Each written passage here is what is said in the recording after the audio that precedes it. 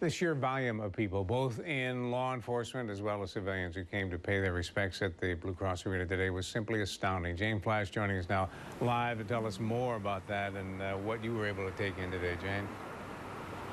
Well, Don, watching all of this unfold outside at this corner was heartbreakingly sad today, but it was also very moving and at times even beautiful. They gathered on Broad Street, the closed street, the only area large enough to contain hundreds of officers. A sea of blue and gray set off by the visitors from Canada. The amount of police, law enforcement here from out of town was amazing. How the Brotherhood stands together. I wish people could do that. Members of the Rochester Police and Fire Departments walked the few short blocks from the Public Safety Building. Blue ribbons of solidarity on the light poles matching the one Erica Jambrone wears over her heart. It's a show of support, solidarity, and for the dangerous job that these men and women, take on every day. People lined the streets and watched from office windows as the procession, led by bagpipes and a police motorcade, passed beneath a flag stretched 10 stories high. The stunning sight replaced by a solemn reminder in black on top the deceased officer's police cruiser. It's touching. It's heartfelt. The community has to get together to support each other. No detail was too small, from the police escort to the casket draped to honor a hero. They, go to work not knowing if they're going to come home, and yet they do it every day. This is very, very emotional today. Very emotional day. In the end, a flyover and a final salute. It echoed across downtown, almost as if the very buildings in the city Officer Pearson promised to serve and protect were honoring him, too. Now, many people standing next to us were watching all of this with tears in their eyes. We saw people carrying American flags of all different sizes. I also saw some retired military veterans who stood in salute along with law enforcement. It is a day many who stood here, including myself, will not soon forget. Reporting live downtown, Jane Flash, 13 WHAM News. They were laying in the bed together, trying to get to the window. That's where they found them. A grieving mother remembers her son, who died in a fire while trying to save his grandfather. Good evening. She lost both her 9-year-old son and her father when flames whipped through that mobile home in Penfield early Monday morning. Her grandfather also died in that blaze, and tonight she is sharing the first account of what happened when 9 family members woke to a smoky and terrifying scene.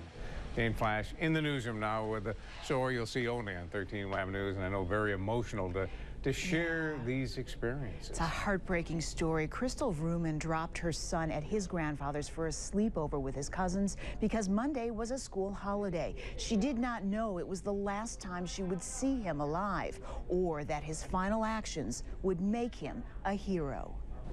It makes me really proud. It really does, but I just want him back. The last time Crystal hugged her son goodbye, he had this kind of smile on his face. After all, he had talked her into spending the night with his grandfather. He was his best friend when he tried to save him. Crystal has pieced together the story of her son's final minutes with the help of family members who were there.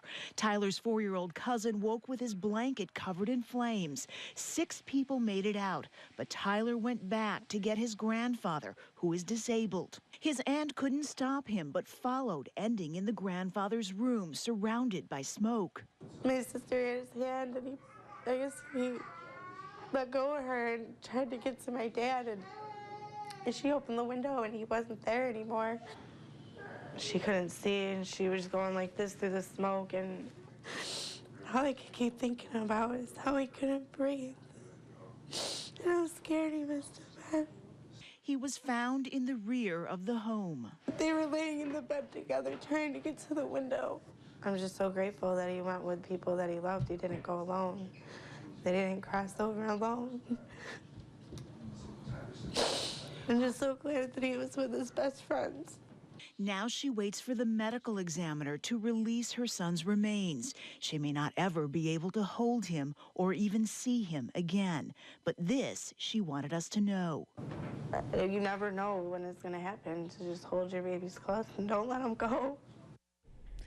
Now, Crystal is getting through this with the help of so many people, some of them she doesn't even know, who are reaching out to help. We have links on 13wham.com for anyone who wants more information about how to do that. Now, most recently, Tyler decided he wanted to be an artist, or failing that, a hero in a comic book. He died before he could realize that first dream, but he is a real-life hero today. They are growing up without their father. Michael Pernicelli was killed while serving in Iraq 10 years ago.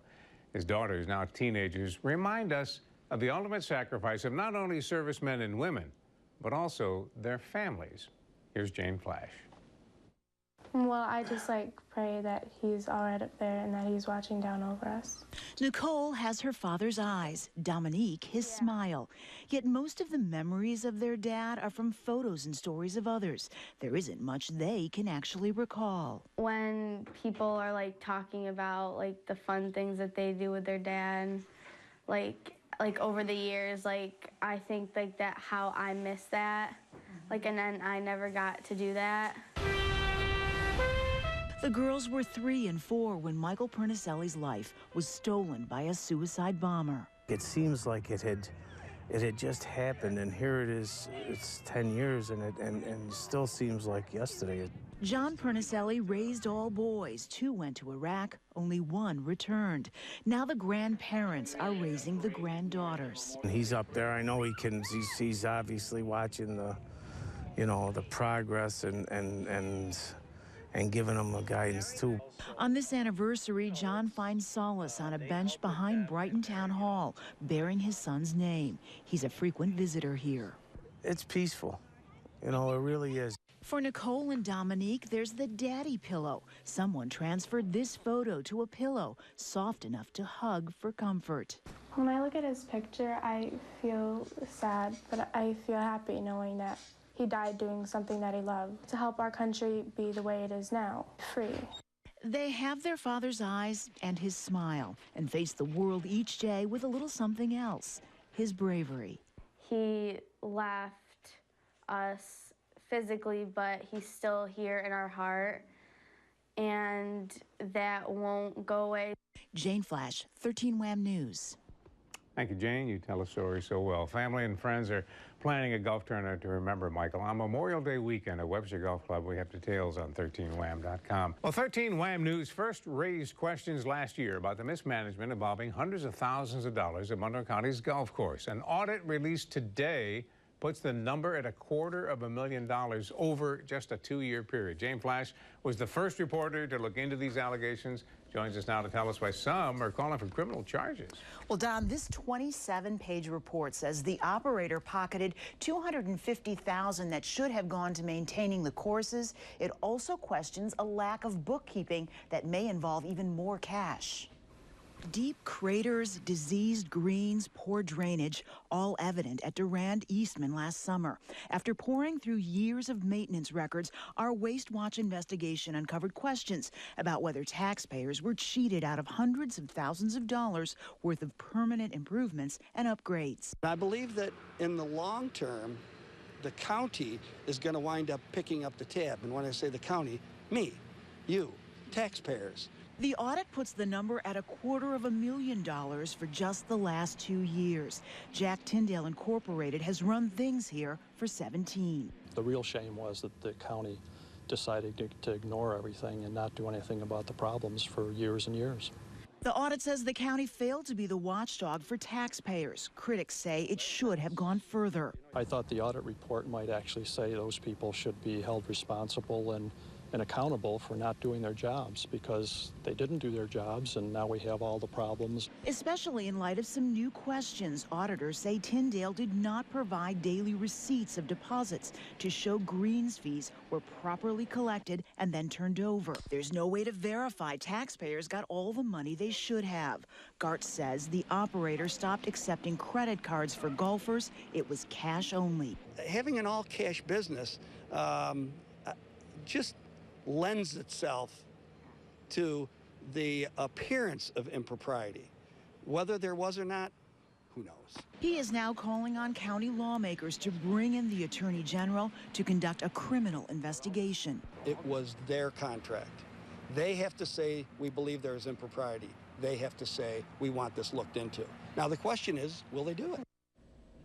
Now, Monroe County does take issue with the findings and says they do not reflect more recent agreements with the Tyndale operation, even though the contracts were never actually rewritten. It also disagrees with what the audit defines as a capital improvement. Tyndale did not respond to messages left at all 3 courses today. Monroe County has announced it will end the contract January 1st and seek a new operator. New York State says he pocketed $250,000 of taxpayer money. Now, for the first time since a 13 WHAM Waste Watch investigation, the operator of Monroe County's 3 public golf courses tells us where that money went. 13 WHAM's Jane Flash is live with her follow-up report. Jane? Well, Jenny, Jack Tyndale says when the state audited the books here at Genesee Valley and the other 2 public courses, it ignored this document. And that, he says, adds up to $250,000 mistake. I went into debt just to keep it afloat. And I don't know, it's a hard thing.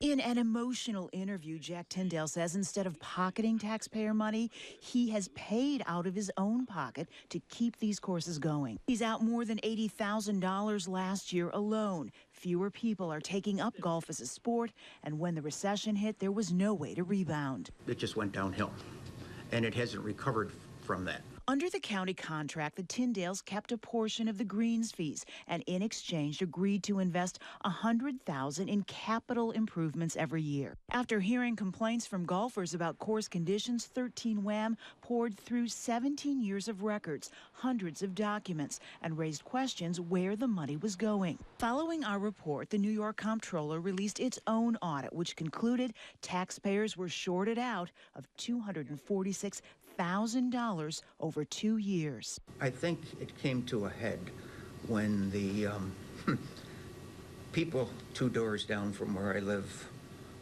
were talking that they heard that I stole money.